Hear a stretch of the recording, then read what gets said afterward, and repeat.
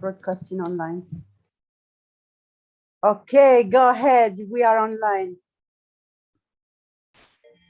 Okay, good morning. Thank you so much, Queen Nadia. Thank you, Success World. I am honored to be here. I had shared with the group on WhatsApp a little bit of what I did on YouTube last week. Sorry, let me just turn my music off. I was doing a little meditating, trying to prepare for you guys this morning. So let me turn that down. And so I had done a brief introduction. I had shared with Queen Nadia, this is a field I've been in for a little over 30 years now, and have sat down numerous times to try to put together content and curriculum, write a book, but life gets in the way. And so I feel as though I'm being brought to a place now where it's time to share with you all some of my knowledge and some of my experience. So I will be bringing in some of my research work, some of my studies, as well as anecdotal stories of my life in the Hawaiian rainforest. I was in the rainforest for close to 20 years. I studied and worked with the kahuna. So I learned traditional ao apa'au, which is Hawaiian herbal medicines. I also worked with them with lomi lomi, ho'oponopono, and some of the energetic work. Prior to that, I worked with my Hanai mom, who adopted me, who was a Navajo medicine woman, also acupuncturist and herbalist. And prior to that, with my grandmother, who was also a massage therapist and an herbalist. So I don't want to talk too much about myself. I want to get into the content, but I did share with the group on WhatsApp last week a really small little YouTube. I tried to get into the introduction and discuss with the group a little bit about holistic theory. And I had described it as holistic, meaning whole, H-O-L-E, whole as in the whole being, and was trying to define that. So I'm going to go ahead and try to go through up until that point, in case anyone had missed that information. Of course, it's not going to be the same. I'm going off of a rough outline here. And again, trying to narrow down a lot of thoughts and a lot of information into as concise as possible to share with you what I feel will be beneficial. And so what I was describing last week is the necessity of understanding perspective and holistic in how we perceive the world and what our worldview is and how we interpret that and use that in our lives. So everything in our world is based on our filter of our mind and how we interpret that and how that has shaped us through language, through experience. Everything that we take in, we have to associate with something that is familiar in the world and how we perceive that. So our science, our medicine, everything that we have is based on our paradigm or our worldview. And I was describing a little bit of that history in that YouTube. So I will try to give you a little bit of an overview and then bring us back to that point. So when we're talking about holistic, we're talking about the body, the mind, the soul, and the spirit, and as being all one being. And so when we're talking about healing and we're talking about healing the self, healing the planet, healing others, we really need to look beyond the material self or the just physical self. That perception of the physical self limits our worldview, limits the way that we are able to look at healing and the way that we look at the world outside of ourselves. So when we talk about body, we're talking about the current model of the world, which is a mechanistic model of the world, mechanistic meaning machine-like. A machine in function.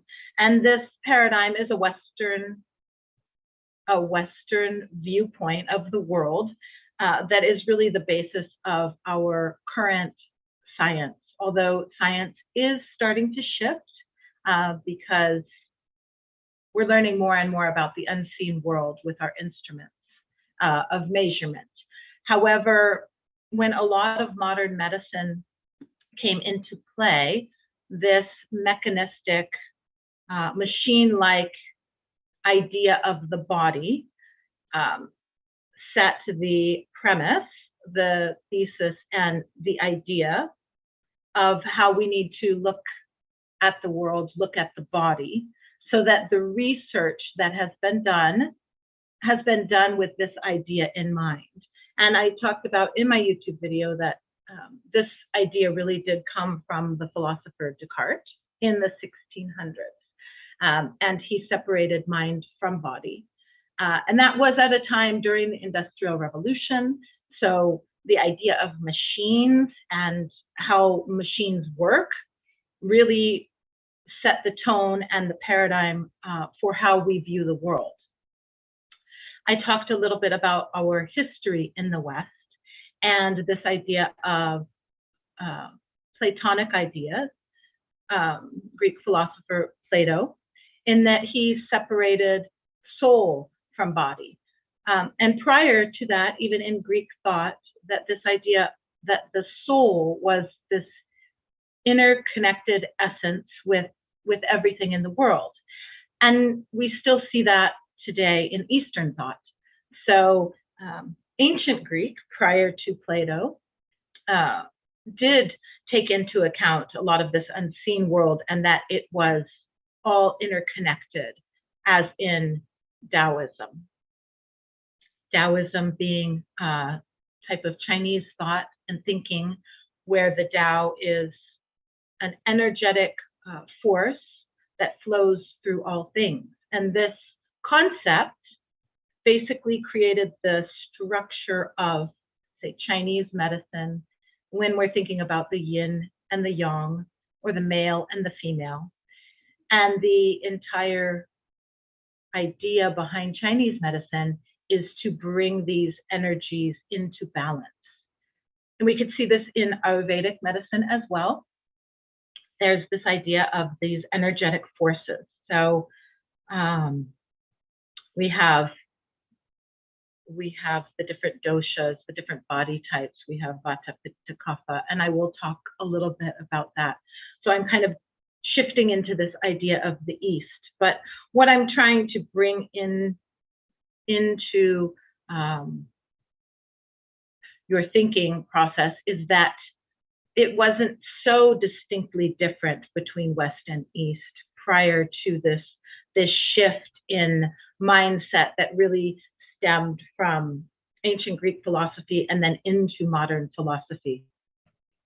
As we create these ideas about the world, we build our world according to our ideas. We can construct our world to fit into these ideas. And we create our science. We test our theories, and our theories have been developed from these premises that were originally based on philosophy. Philosophy is the original thinking that creates the thesis. Science in the Western world, but the scientific method that all modern science is based on is trying to test these theories and these ideas. And so science will test and retest and retest and have other individuals test and retest these theories to try to have proof. And this proof being empirical, meaning things that we see, things that we observe, things that we touch, okay? And so when we think about that, I'm getting ahead of myself. When we think about that, we have to understand that we are only setting out to prove that with which we believe to be in existence based on observed data and information.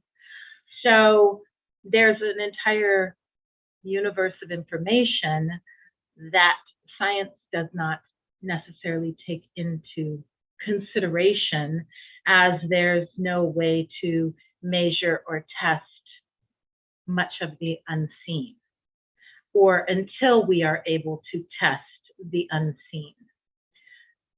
So as our instruments of science get more advanced, we are able to then see the unseen and observe that information. And examples of this would be like the microscope, right? So we're able to, the subatomic level, the telescope, beyond, right, what our eyes are able to observe. And we get into the unseen worlds, which then shifts and changes our ideas. So I wanted to give you a little bit of background on that. I think that last week when I talked, I brought that into the idea of mind, so that our mind and our thoughts, when we take into consideration all of these things that we bring in, are skewed by our perspective, and that perspective has been inherited by us and passed on to us through our culture, through our culture's worldview, through our cultural perception. And so that the true art of science is to extend out and beyond that, to test that, and to be able to think beyond the boundaries of that.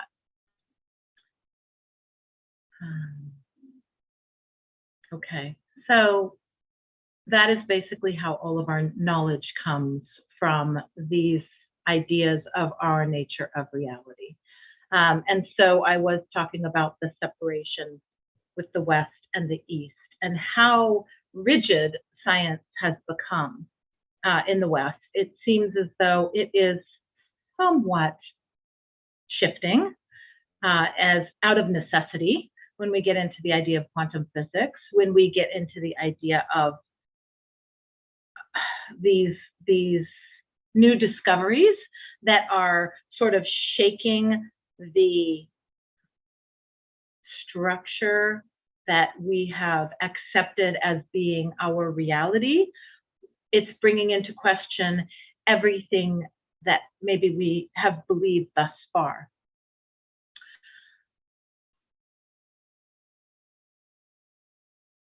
Any questions so far? I think I was kind of going into I'm trying to set a framework for this. Does anyone have any questions thus far? No question, but you are just amazing. We are just listening and learning. You are just amazing. I appreciate that so much. I have my you're making me blush, Queen Nadia. I have my notes here. I have my outline, and then I have this, that I had tried this outline that is now turning into a book. So I hope I can follow this class up with a book. So Eastern thought, Ayurveda specifically, I do want to get into Ayurveda and this idea of energies and the Tao. The history of modern medicine. Okay, so it wasn't very long ago. I can even remember in my lifetime, not to date myself, but I do remember as a child that herbs and natural medicines were still being used by Western doctors. That they would say, have a bowl of warm soup, take a little bit of aspirin, sleep, have rest, call me in the morning. These sort of home remedies that moms or grandmas would use, these teas, right? So I don't have the dates here, excuse me, but I will state that modern medicine is a current monopoly, and it's profit-based. In the West, it's profit-based.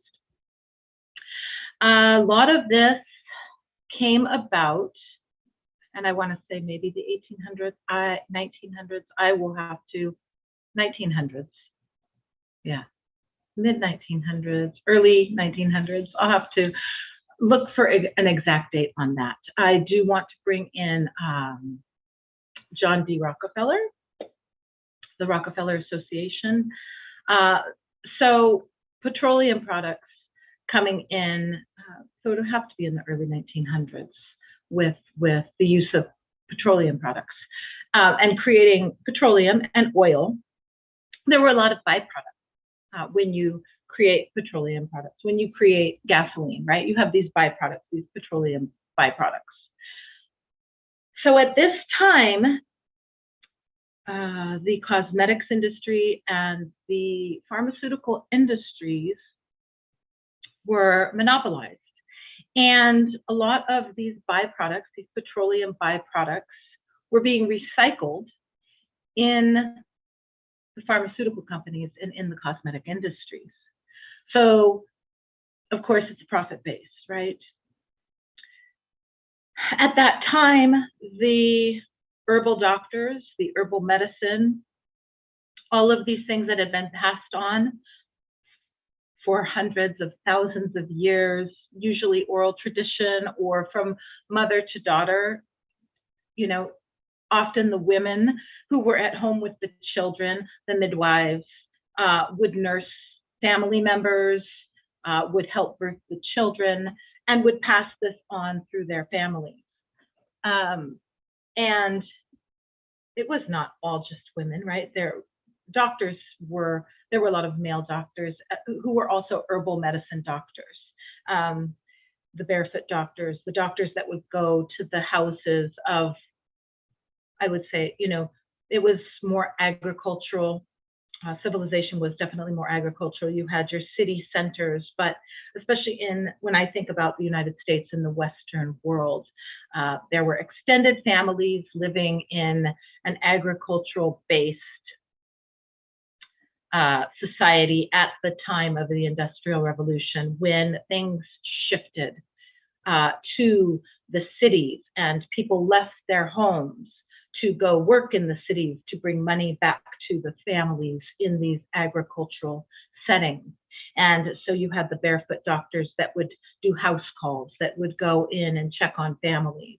And then you had the mothers and the grandmothers and the aunts that knew these herbs, would grow the herbs, would make the teas. So when medicine became industrialized, when it became profit-based, when pharmaceutical companies became more chemical, when they started to employ these petroleum products, these byproducts of the petroleum industry into products, it became another industry, and herbalism became illegal. It became quackery, snake oil salesman. I mean, you hear these terms. And so this was sort of a what is the word I'm looking for? I will find the word. It was taking away the credibility of these herbal natural practitioners and slowly monopolizing this industry of medicine, this industry of pharmaceuticals. And so it became a standard practice in medical schools for this very rigid scientific method to go through this indoctrination educational process, to limit the practice to purely pharmaceutical based. So we even lost the connection between food and health, diet and health. This was all lost over time because it became purely scientific, chemical in nature, being profit-based. Many of the chemicals that are in pharma are derivatives of plant medicine. Okay, they are a concentrated active ingredient of plant medicine. They take out the chemical that they decide is beneficial or has the action on whatever aspect of healing or repair they are attempting to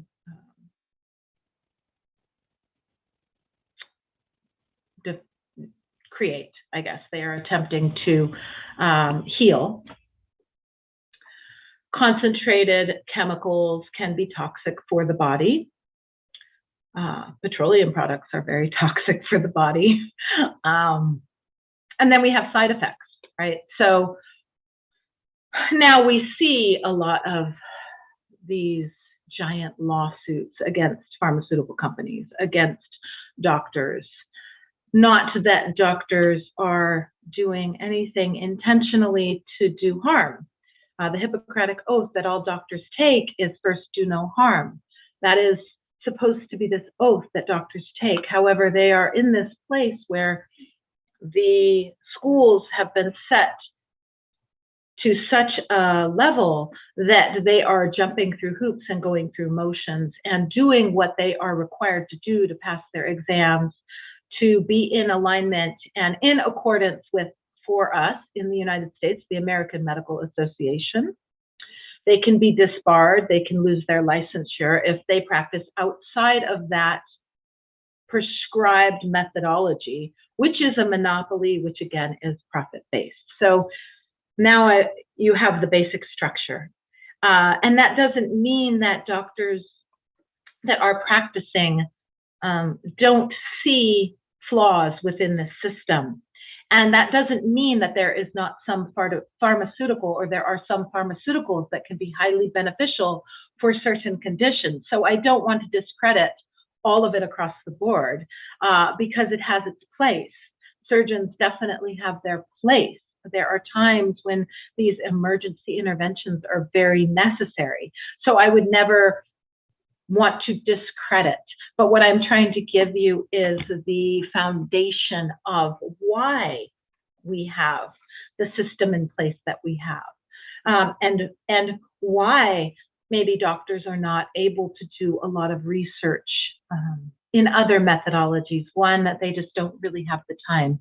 Two, practicing physicians oftentimes are so concerned with liability because of lawsuits that they want to follow practice according to guidelines specifically so that they don't put themselves at risk for lawsuit. Three, they are instructed by pharmaceutical representatives who get the information from the pharmaceutical companies to sell the medicines that are for profit and will prescribe the medicines based on the diagnostic tools that they are using, looking for the particular ailments, and then prescribe according to what the pharmaceutical representatives have stated. So it's this very huge conglomerate of monopolized companies and special interest groups that support these companies, and they're traded on the public markets. You can buy shares in pharmaceutical companies, right? So when you talk about science, when you talk about research, it absolutely can be biased and skewed based on, one, your premise, and two, based on groups that might be funding that research. So we will develop our premises based on what we're looking for. And oftentimes when we set out to look for something, or we have an idea of how we think something will happen, we end up proving it. We can prove it because we are aware of things that are in alignment with that, and data that can support that thesis. And sometimes we don't see the things that can negate that. That's not in all cases. I did speak of double-blind placebo studies, right? And so in medicine, the standard, the gold standard, is a double-blind study, a placebo study, a double-blind placebo effect study, trying to remove the placebo effect. And when I spoke of placebo, I like to bring in placebo, meaning mind effect. Mind. The mind is affecting our health and well-being. So what that means is oftentimes in studies, what we see is if we believe it's going to work, it works. And it has nothing to do with the chemicals that we're putting in our body. And yet, what's interesting is that medicine will say, well, we need to remove this effect in order to know that it's purely the medication or the pharmaceutical or the chemical that is working. So we're going to remove this placebo effect. And I would like to ask why we aren't investigating the placebo effect deeper. Why are we removing it? It's working. And so if that is working, and that means that mind itself is working, and that we have diminished the power of our minds to such a place where we want to just say that it's this thing that happens when we think that it's going to work, it works, but that's not what's actually working. What's actually working is this chemical. So again, when we're talking, yes, Nadia? Yes, Dr. Kori, I have a question. I have two questions for you. Yes. You have explained beautifully this problem with chemicals and all that. So my first question, how we can get out from this system of chemicals for our health. And Yes. my second question is, you spoke about the mind, and if we believe in something, it will work. This is true. But Yes. for that, you need, for example, your mind, if he believes in the medicine will work on it. But one thing, if you are not really spiritual, Mm-hmm. and you don't really believe, your belief are not strong enough, or your faith not strong enough. Mm-hmm. Even if you say that this product, if I check this product, it will not affect me, it will not make my body toxic and all that, because all these chemicals are toxic. So even if you think that it will not put you down and the won't have side effects, but at the minute you take them, you have this side effect. They are by themselves strong enough to put you down, believe Correct. or not. Yes, correct. Okay, so let me think on that. So yes, I will be getting into more how we can incorporate natural healing into our lifestyle. Yes, side effects are cumulative in nature. These chemicals are cumulative in nature. I have, anecdotally speaking, there are cases, if we talk about certain cases of individuals who live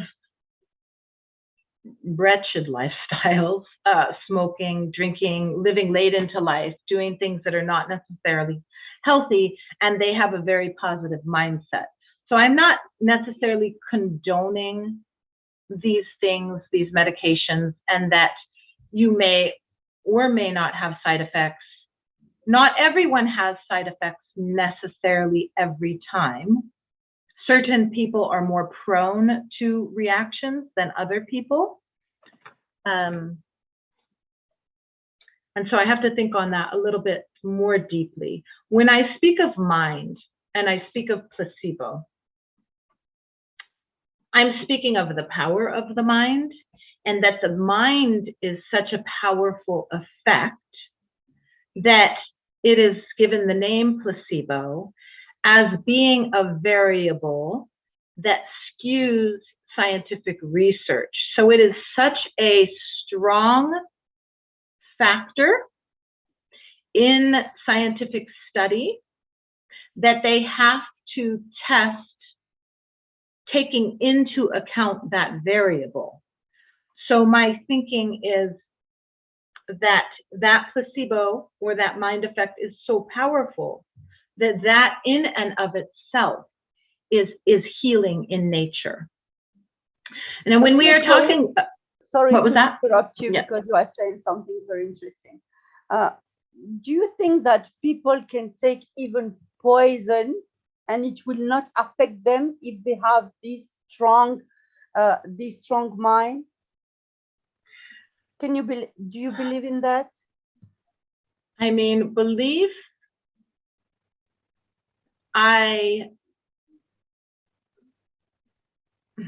my herb teacher used to take very, very small amounts of poisons, which would almost be a homeopathic concept, small amounts of poison ivy, poison oak, to develop an immunity to it that works in a holistic way. I am not sure. I cannot answer that 100%. I would not advise it. I would not advise trying it. Maybe I can help you. Huh? I said, allow me maybe to help you to answer to this question. I'm not going to advise that. I believe it is possible to get into such a state that we can maintain ourselves physiologically in such a way, perhaps. And that's where I'm going to leave it. I wouldn't try it. Again, I know herb teachers that do it.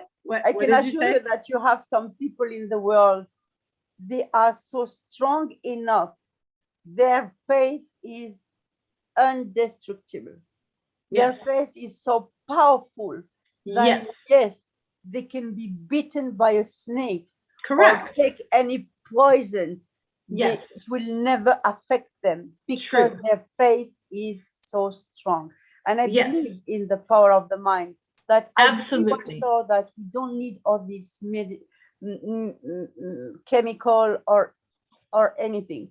You know, I believe that the humanity, we made a big progress in science and in also this medicine and all that. But I believe that we still have the lack of knowledge of every plant and every herbal that we can use by ourselves, and they will give the same effect. And you absolutely and better effect, and because no side effect. You are created at the image of the nature. So by using it, you are more than healthy. And yes, but how to get out from this system of chemical industry? How? Because they are very powerful. So let me speak a little bit on, you bring up faith, and you asked about if you were not spiritual, if you do not have spiritual belief. So even let's take it into say neuroscience, for example. I don't need to necessarily have faith to know that the mind itself cannot distinguish between images in the mind and the world outside. So that being said, I'm finishing with hypnosis. I work with hypnosis, imagery. As we go through these processes of imagining, our body creates those same neurotransmitters and chemicals as though it were really happening. So I don't want to go too into science, and you did bring up faith. So I do want to get into soul and spirit as well. But scientifically speaking, the mind, so for example, PTSD, which is a traumatic stress response and an anxiety disorder. Now research finds that fibromyalgia, which is chronic pain, and PTSD are pretty much linked together. So this prolonged state of stress and adrenaline release and the cortisol levels, which are the stress hormones, actually create these memory patterns of pain in the body. So this chronic pain is a direct result of this mental stress.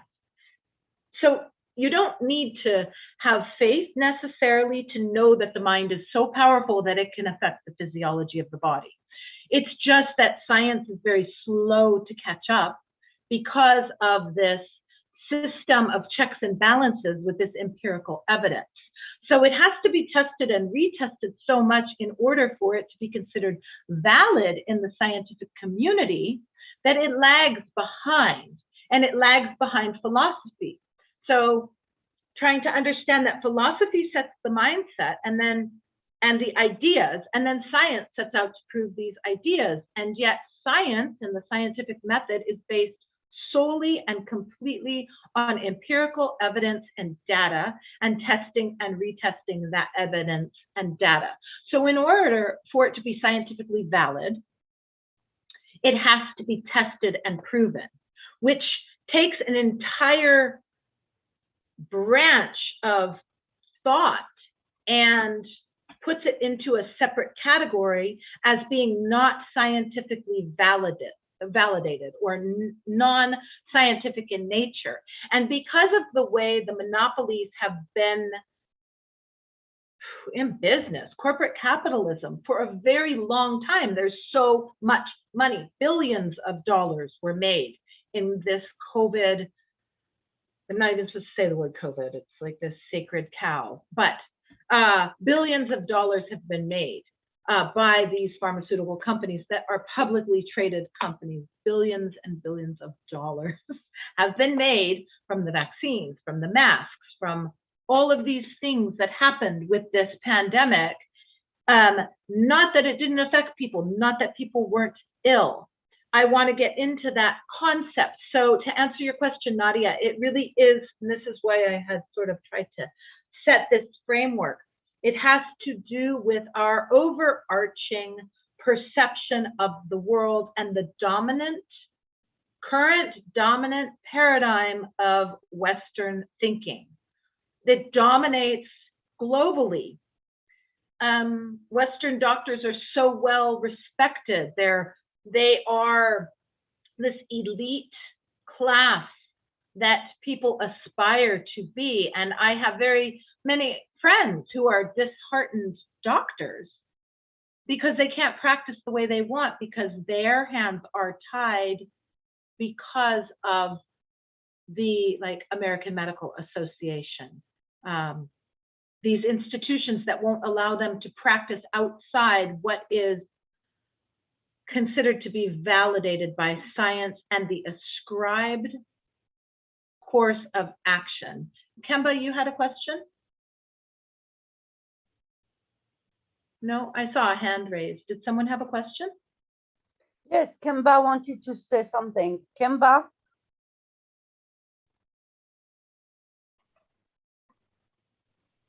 Okay, maybe we'll come back to him later. Okay. Okay, so that's not to discredit any of the studying that doctors have done, any of the work that they've done. There's miraculous things happening in medicine. Was that Kemba?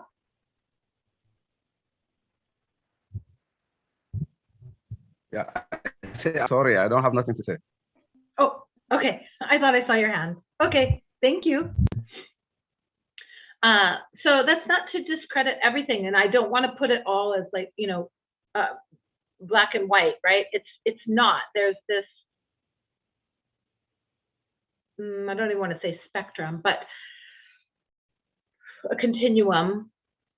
There's very good things that modern medicine has done as well, right? Increasing our sanitation, some of our public health measures, clean water. I mean, so the bubonic plague, the plague that wiped out most of Europe.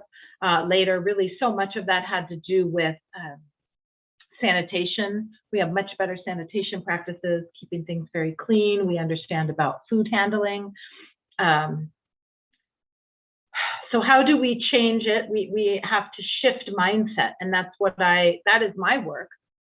That's the work that I'm doing, is to try to shift concept and mindset. And yet we have these institutions that begin indoctrinating people at a very, very, very young age. So shaping the mind to fall into the current paradigm is also part of our educational system. And it's prolific, it's ubiquitous. It's very hard to escape. Some people will call it the matrix, right? You hear people refer to the matrix, and I'm not saying that with necessarily a negative connotation, but it's limiting. So it's a perspective. It's not necessarily the perspective, and it has its place. It definitely has its place. The modern world, the industrialized world, I would say that industrialized medicine can serve for industrialized mishaps. For example, a car accident, that is going to be an industrial effect, right? Having a car accident and going through traumatic injury and being rushed to an ER where they are equipped to be able to deal with such a catastrophic impact in a very industrialized and mechanistic way. So they will put bones back together mechanically. This is where this medicine is brilliant. So I don't want to diminish the brilliance of that, because it is necessary for certain things. But when we talk about the body and our own mechanisms, our systems in our body, it's beyond just a mechanistic model. It's beyond just the parts that we are, the organs and the skin and the bone. We break this down into these parts, and then we have these medical specialists that may or may not be communicating with other specialists that are so focused and hyper-focused on one aspect that they miss the whole being. So they send you out to the psychologist, and they send you to the, internist, and they send you to the OBGYN, and not knowing that, say, all of these parts are completely intertwined in a system that functions beautifully, harmoniously, like an orchestra, right? And it's all being directed in this beautiful symphony. And so if we pull it apart, we're missing the interconnected nature. That being said, so the body is integrated with the mind, is integrated with the soul, is integrated with the spirit. And the soul being our essence of being, our internal energetic essence of being. You could think of it, if you want to put it into scientific terms, our electromagnetic energy, if you want. If you think about acupuncture and Ayurveda, if you think about needling or marma points, it's working on actually the electromagnetic system of the body, our electrical being, our magnetic energy. The earth has its magnetic energy, right? The Schumann resonance is the earth's magnetic resonance. That energetic principle, that soul, that, if you want to put it into scientific terms. So when Western modern scientists look at acupuncture, they will find that it's not connected to the nervous system, that the meridians that go through the body in Chinese medicine are where energy flows, but it doesn't follow the pattern of the nervous system. It's a different energy system that the ancient Chinese discovered, where they use the needling techniques to move that energy. That's the electromagnetic energy. So I don't want to underplay energy, but energy is unseen. And now it's being seen, right? Because we have instruments that science can measure. Okay, so again, always when thinking science, understanding that science is limited by the instruments that it has available to gather empirical data, because science is data-driven and data-based. So it will always be limited by the theories and the instruments. And it doesn't mean that it's necessarily wrong. It means that that practice of science has a framework that it is required to ascribe to in order to be considered science and scientifically valid. So I don't want to downplay the benefits of science. I love science, and philosophy is where you question science. Yes, Nadia. Yes, please, Dr. Kori, can you please speak more about this energy that that the Chinese discover, and if you know how they discover it, will be just amazing to know. Okay. As far as how they discovered, I'm not 100% certain. I know that in Ayurveda medicine, so going over to India, Ayurveda being the mother of medicine, so of course, China was very influenced by India. You know, the Buddha actually came from India, right? So into China, into East Asia, right? That there was meditation, that they meditated deeply on the internal world. So while the West was looking externally, the East was looking internally. Through their meditation, in Ayurveda, they speak of soma. There's been some question as to what soma is. Some people say that it's like mushrooms. Some people say that maybe it was some sort of hallucinogenic drug. They speak of soma in the Vedas, but basically the saints in the Himalayas were meditating on the internal world. And so they found these systems. And I am not certain, but I do know that Ayurveda has the Marma points, which follow energetic pathways in the body that are similar to the meridians. Also, if you think about Ayurveda and Vedic medicine, you think about the chakras, which are energy centers in the body. You have the basic chakras. There's numbers of chakras, but you have the root chakra, the first, second, third, the psoas, the heart, the throat, the third eye, the crown, and then into the universe where you can bring in cosmic energy. But as far as in Chinese medicine, the meridians, the energy is the qi.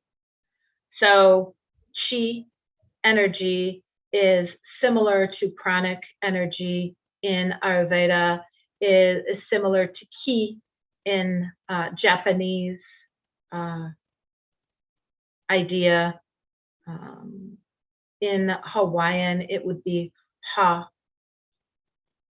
Prana and ha have to do with breath and breathing, taking in this energetic or the breath of life. We hear the idea of the breath of life. So a lot of these practices were to really strengthen this vital life force energy. Derek, you have a question? Yes, thank you very much. Oh, thank you. I think I just want to talk about it. Yeah, I think I just want to hear from you about the area where you're talking about energy. So like when we talk about the biochemistry, how does the energy affect any part of the biochemistry? Or maybe just to hear from you, how can you just describe energy in few words as in line to our daily life? How does it affect us? How do we use it like in such a way?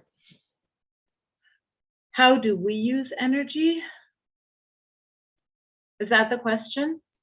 Yes, and how does it affect our biochemistry in terms of decision making, like it comes to thinking, and as well as our dependence? How does it connect? I have to think about that.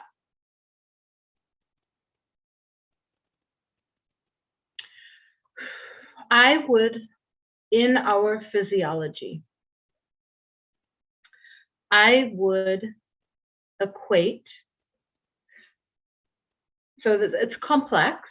So if I talk about qi in the body, from a Chinese perspective, if we're talking about meridians and qi, we can have energy that's free flowing in the body so that our meridians are being well nourished, that energy is what enlivens the organs and the organ systems of the body, that's life force energy, that is what gives life. So that's nourishing. When we talk about stagnant energy in Chinese medicine, we're talking about stagnant energy. When there's accumulation of stagnant energy, meaning it's energy that's not moving, it's stuck energy. This is what creates illness in Chinese thought. Okay, so in Chinese thought, that illness is related to stagnant energy or qi. There are certain practices that people can do, like Tai Chi or Qigong, which are practices that generate more of this energy and keep this energy flowing. So that the key to health from this perspective is to keep building this energy and keep this energy moving and free flowing. If you're speaking in Ayurveda, this stagnant energy or blocked energy would be considered to be like dross. It's a heavy, dark energy. It's hard to describe. It's something that you see with like your third eye, like if you're meditating, if you're envisioning, if you're looking into somebody, if you're scanning a body, you can see where there's these blockages. So if we're talking in Western medicine terms, if we think about energy, if we think about frequency of energy, and if we're thinking about molecular structure, and we think about this vibration and the different frequencies at which these molecules vibrate, there's more rapid vibrational energy, and then there's a more a slower vibration of the molecular structure. When we think about the material world, we're talking about molecules that are vibrating at a less rapid frequency. I don't have like the exact, numbers or measurements of those frequencies. However, slower moving molecules create more solid materials. And just like when we think about water, right? We have water, liquid water. If we slow those molecules down, we have solid water, we have ice. If we warm the water, the molecules start to move more rapidly, yes? And if we heat the water to a boil, the molecules move so rapidly that it becomes a vapor and it becomes a steam. It's all still water. It's just water vapor, liquid water, solid water. And it has to do with how rapidly those molecules are moving. Does that make sense? Does that answer the question a little bit? Yes, it really does. It does. Okay, but I wanted to understand it in a science perspective, because when we talk about the law of conservation of energy, it says that energy cannot be made or destroyed, but it can move from one form to another.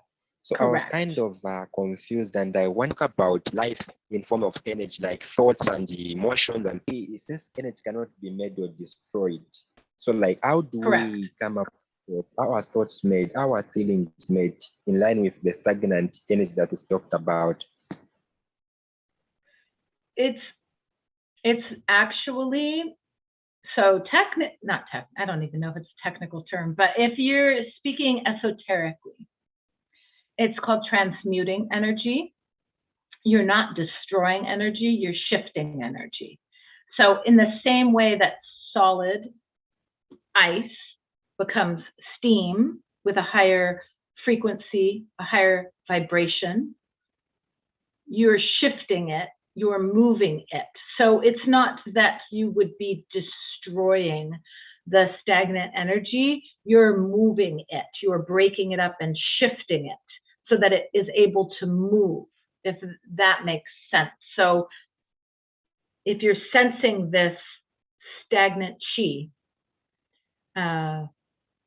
you're shifting and moving it so that it vibrates at a different frequency.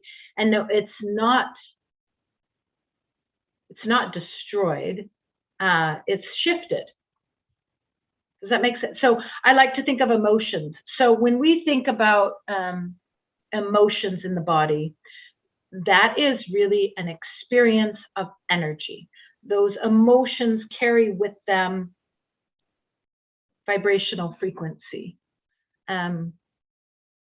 So sadness and despair being a very slow moving frequency, joy being a very fast moving energy, right? These emotions relate to health and well-being. That's sort of how we can experience energy in the body. If that makes sense, you hear low Yes, energy, high energy. that's What was that? I love it when you say you talked about. I love it from the point where you've talked about shifting energy. I think that's everything that I can get from now.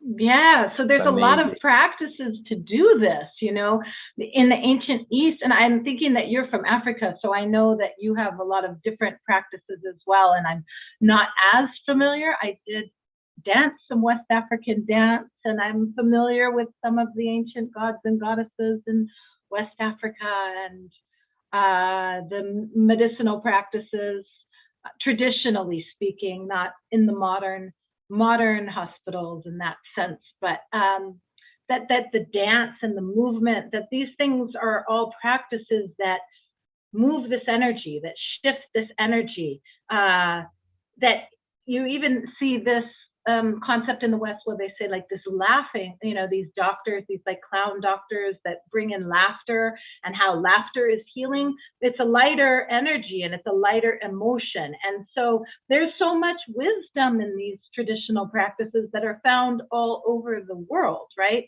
In all continents, there are found these ancient traditional practices that were really very, very wise.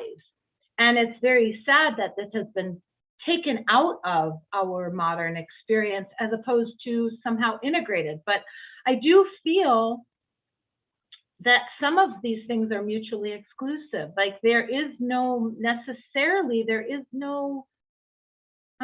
place between the two where you can have both exist, because they kind of negate each other. So I think what it means is that our current paradigm would need to let go of a lot of its ideas, would need to accept that there may be some premises that were incorrect.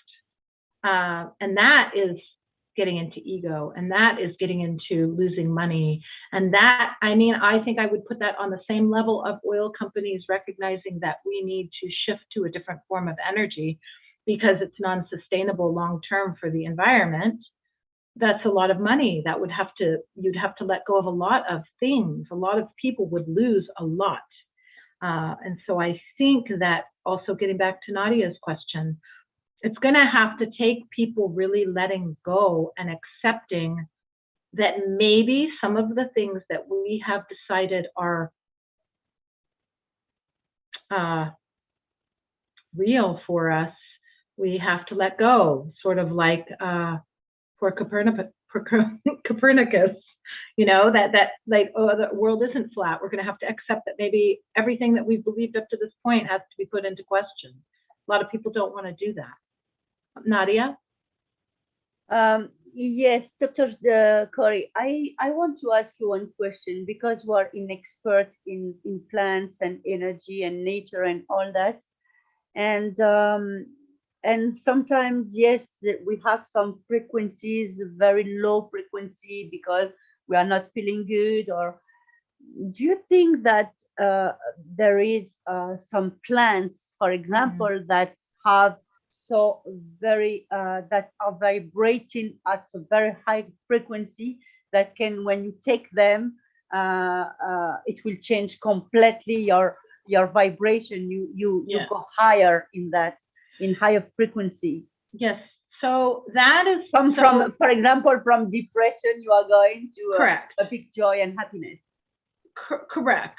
So that is the practice of herbal medicine, and because this is supposed to be, you know, a 10-week course, I'm trying to map it out for that amount of time so that I can have that content. But yes, so that is the practice of herbal medicine from an Eastern perspective.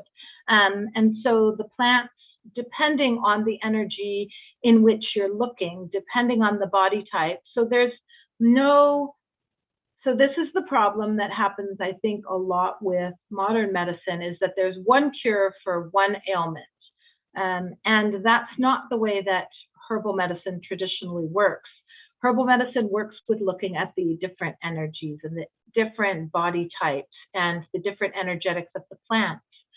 So the plants carry with them a vibration and an energy about them. And that is also why, even in the modern world, when they're trying to process these herbs and sell them in the same way that pharmaceutical companies are selling these herbs, they're diminishing their potency because they are taking them apart and looking for the active chemical ingredient and concentrating it. So now all we have really is pharmacy and more pharmacy. The plants themselves come in from the place in nature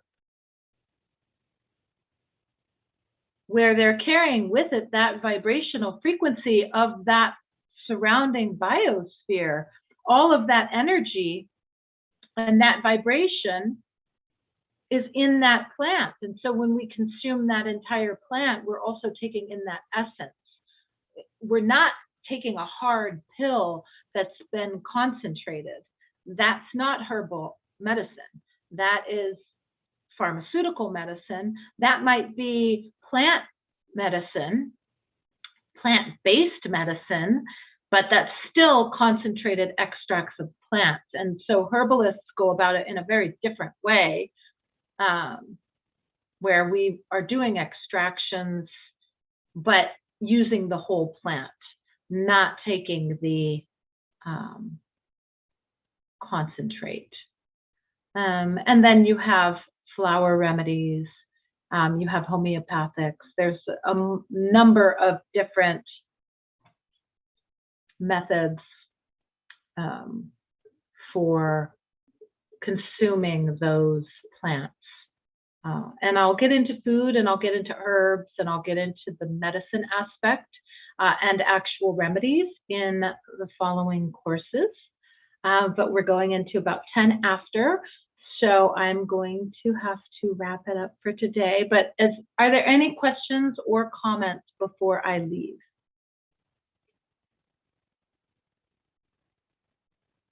No? I believe that we are done with, we gave you so many questions today. It's good. I promise I will elaborate on all of those questions in the coming weeks. It's a lot of information, but I just want to ask you one last question. yes. Why holistic? Why to use this term of holistic? Well, holistic means the whole body, mind, soul, and spirit. And so all of those factors play on our wellness, because we are not just body. And so the distinction was made with holistic because in allopathic medicine, which is our current medical, predominant medical practice, all that's looked at is the body and the biology. But we are so much more than our biology, right? And not only is it our biology, but whole also being an extension outside of ourselves. Let's even think of our biosphere, of our surrounding environment, that we're all interconnected, that it's all interconnected. So that if the earth is sick, we are sick. We are an aspect of the earth itself, right? So we could get into the Gaia theory and the Gaia model. So what I'm attempting to do is create a bridge and a crossover between these principles of science and this understanding of science and the Eastern thought and Western thought and ancient ideas with modern ideas. And so it's a big topic. and it's 30 years of work. So I hope to give you guys all of that. Yes, because anything less than holistic is only part of it. It's only a small component. It's only one dimension of a multifaceted, multi-dimensional reality that we're living in on this planet. I love you. I love you too. Mahalo Thank you for Niloa. having me. I hope that blessed you all with some information and some thought. And so hopefully next week I can try to put together a little bit of handout and some information. And as I get into the remedies and things like that, I will try to, it's 11:11 a.m. my time. What a perfect time to quit. 11:11 is a magical Yes, number. It So I'm is going to stop. Just amazing. I want to say in Hawaiian, mahalo niloa. Mahalo, aloha. Okay, thank you very, very much, Dr. Kori. Thank And you. you are just amazing. I enjoyed this course, and all our people also watching us online, and people who are with us today. You have we have India, Morocco, Zambia. Nice. I feel We so have honored. you. I feel We so have you. honored. And if I speak of your culture, please, I hope I hold it in the highest esteem. I was born in the West, lived in Hawaii, had a lot of Eastern influence, but yeah, I feel honored to be able to And share. we love our Hawaiian teacher. We love you very much, and we are learning from you a lot. Mahalo. Mahalo to you. So to all our people who are listening to us and watching us on live, want to say that with Dr. Kori, it's every Monday at 5 p.m. France time, 10 a.m. USA. So Central USA time, yes, Yes. 10 a.m. Yes. And thank you very much. And so we meet next week, next professor, next platform. Thank you very much. Thank Bye-bye, you. everyone. Thank you for being here with us. Bye. Aloha. Aloha. Bye. Hello. Aloha. Thank you. Thank you. Yes, aloha. Bye-bye. Bye. Bye.